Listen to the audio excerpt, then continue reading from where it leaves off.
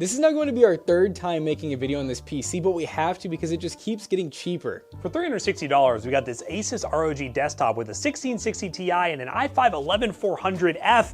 It sounds really good on paper, but is there anything wrong with it and can it keep up in games in 2025? We're about to find out after a word from today's sponsor. Today's video is brought to you by Ducky and their 1X keyboard, which is the world's first inductive keyboard. These inductive switches work by using the data from the movement of the switch's metal stems. They are detected by electromagnetic field generated by coils on the keyboard's PCBA, which in turn provides exceptional accuracy, power efficiency, and speed. Beyond this, Ducky 1X also supports tri-mode connectivity, allowing for a wide range of compatibility. And if you're worried about the acoustics, this thing sounds amazing with this gasket mount design, 7 dampening layers, and pre-lube switches. The Ducky 1X even comes with loads of customization options through an intuitive web-based software. With adjustable actuation on the switches, rapid trigger, and multi-point trigger, you'll always have that competitive edge you need in gaming. The Ducky 1X also comes in 2 sizes and 2 colors. You're able to get a 100% full-size keyboard or a 60%, both in black and white. For more information or to buy the Ducky 1X today, check out the links in the description down below. Now, let's get back to the video. Open sesame. All right, so eBay, right? Yep, eBay and Pricedin, which is an eBay seller that, well, we worked with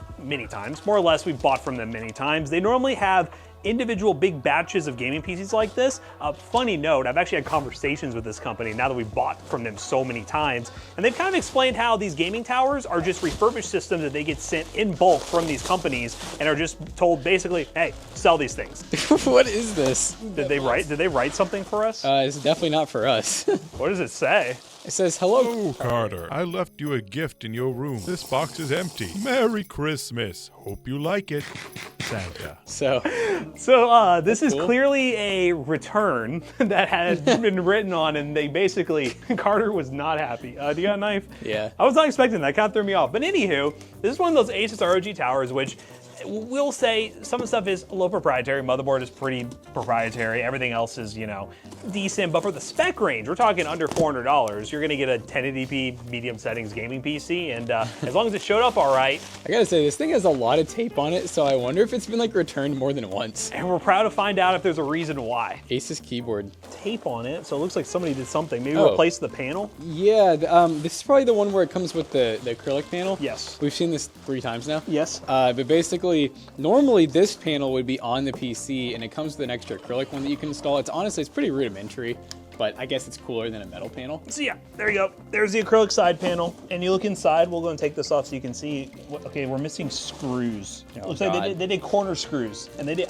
These are not the OEM screws. I already know it. So I'm wondering what got done here. I'm seeing this tape right here. It makes me think that they replaced the front panel maybe for damage, and this is like tape that was on it. I don't know. I could just be guessing that at this Dodge point. Charger lid. We really don't know what the we don't really know what the history is of these computers. We really have no idea.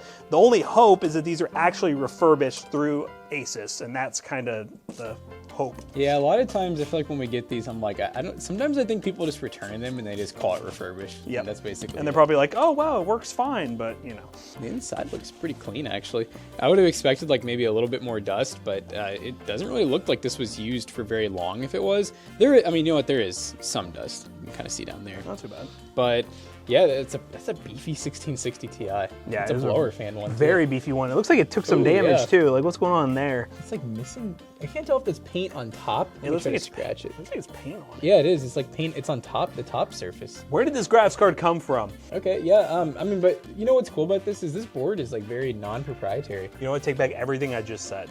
Oh, did you say it's proprietary? I was like, oh, it's very proprietary. This I is wasn't actually even listening. This is actually pretty standard. So I don't see anything on it actually like that because I see HD audio, USB 2. The front panel is a single connector, but yeah.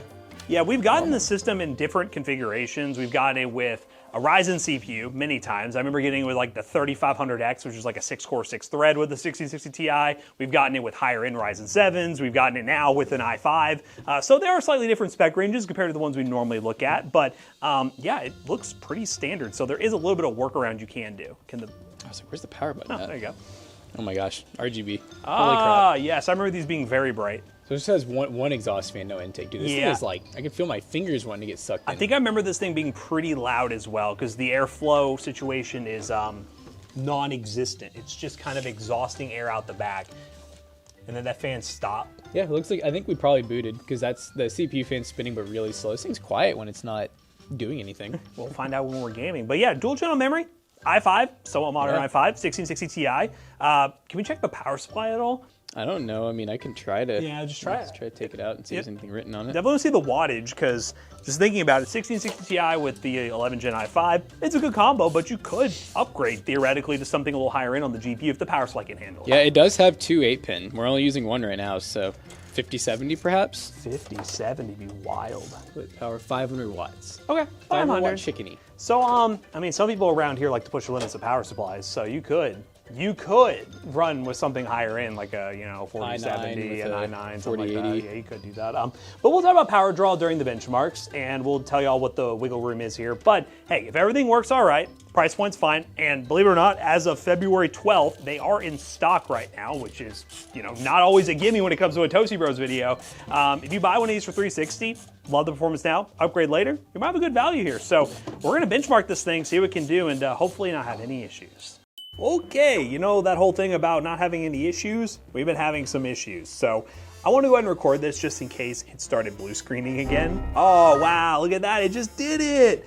Oh, great, perfect timing, Matt, perfect timing. So as you guys can see, we're getting blue screens over and over and over again. Anytime I'm trying to install something, it just flashes the blue screen super quick and then reboots. And then eventually it tries to do recovery, and you know how it goes. So I think this has happened before with one of the pre-builts we've bought, and we end up reinstalling Windows and it ends up working okay, but then in the long run, it ends up not being okay. So I'm thinking what I'm gonna do is I'll go ahead and reinstall with Windows 11, because it's running Windows 10, at least give it a shot there and see if it holds stable. But so far, showed up in a very interesting refurbished condition. We gotta make sure it actually works okay, or we're gonna have to, well, potentially do another eBay customer support thing with a company that I've actually talked to before. So I'd be interested to see how that goes if we do it a little undercover. Well, it's the next morning. I have Windows 11 installed, and it's doing the exact same thing. I'm not gonna be defeated by this PC though. We have had a bad streak, if you've been watching this channel, of PCs that have shown up that had some sort of issue, and we ended up either returning it or just, well, ignoring the issue because it was still playable. This one's not gonna beat me, so welcome to a new episode of what I like to call Matt Teaches Troubleshooting, where I'm going to show you guys how we can troubleshoot this PC and hopefully fix it. And realistically, there's only 2 things I'm gonna try before I decide that this PC is an absolute brick. We're gonna try some RAM. This is the easiest swap that I can do without having to reinstall Windows again. And then if all else fails, we'll try a new SSD and see if that's the case. I have a weird feeling this might be the problem because it's exhibiting the same behavior. Randomly it'll lock up and blue screen, so potentially the drive could just be absolute trash, but that could also be a stability thing, so we'll try some RAM first. So let's pop in the RAM and see if it blue screens again. Now, my number 1 rule for troubleshooting is to always do the thing that is going to be the least complicated to take care of. Most of the time, RAM might be able to fix it, potentially. Or I'm just making stuff up. Let's see what happens when we do the RAM. Exactly what this build needed. Oh, we gotta reset here. Exactly what this build needs is a little bit more RGB, baby. Just something to note, those idle temps seem a little high as well. Oh my God, look at that. Oh, whoa. Okay, well, that shows you what happened. Let's try a new SSD, I guess. All right, I grant you I might be wasting my time doing this, but I feel like I have to check the thermal paste. Blue screens do happen from overheating, so why is this one so... Thank you. Thermal paste is not horrible. This copper slug is really warm, so that makes me think the thermal paste is actually working. But I mean, while I'm in there, let's just go ahead and clean it up a little bit and reapply some paste. All right, I mean, that's a difference. All right, well, oh my God. If this doesn't do it, I'm done. I'm never buying one of these again. The inevitable time next year when I see a deal on this and I buy one again. So give me reliability, damn it. Oh crap, that's the wrong drive. Let's run with this Cleb Kraus because this PC needs to be born for faster life. Push it in. The moment of truth, Windows 11 installed on the new drive. Will this make sense or will it even matter? No, not again, please. Well,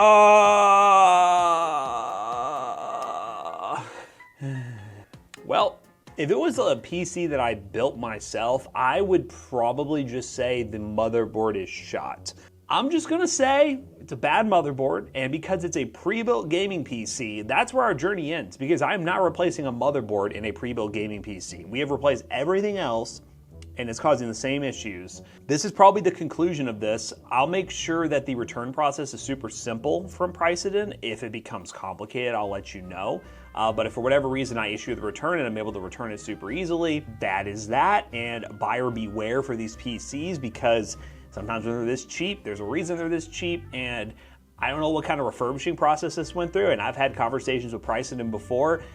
They have to do better than this. So I hope this is just a one outlier, which is very possible, and not a consistent trend, because these things are pretty solid, but if they're blue screening over and over again like this, I hope people are not experiencing the same issues I'm experiencing with. So let's get the return going, then we'll do an outro, and hopefully there's a video in this, and if there is, you're seeing it. If there's not, this might not make it to the internet, but we're gonna go ahead and do that return process, and from here, we'll determine, well, there's nothing to determine. It's just not a computer you should buy. You should definitely avoid this thing.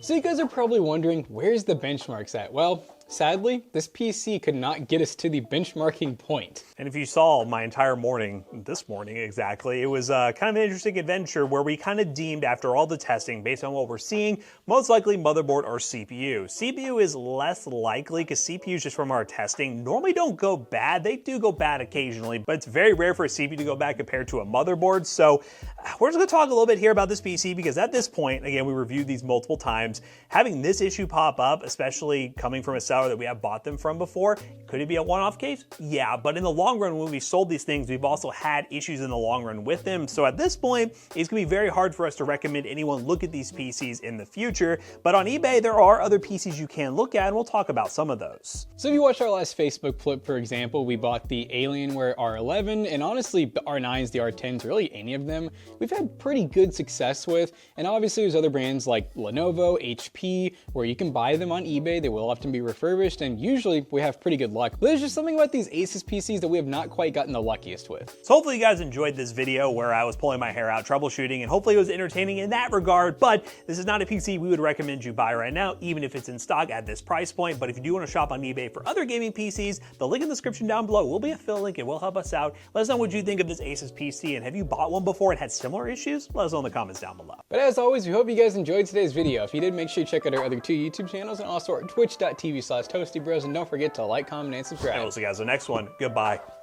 So this PC won't be for sale at PCBros.tech, but we definitely try to do a pretty good job making sure our PCs don't blue screen. Blue screening's bad. PC Bros is good. PCBros.tech, you can buy a pre-built gaming PC ready to go today, and with a 1-year warranty and a peace of mind, because, you know, it's coming from these guys over here. Use code ToastyBros on checkout to save 3% of your next purchase. See you guys later. Goodbye.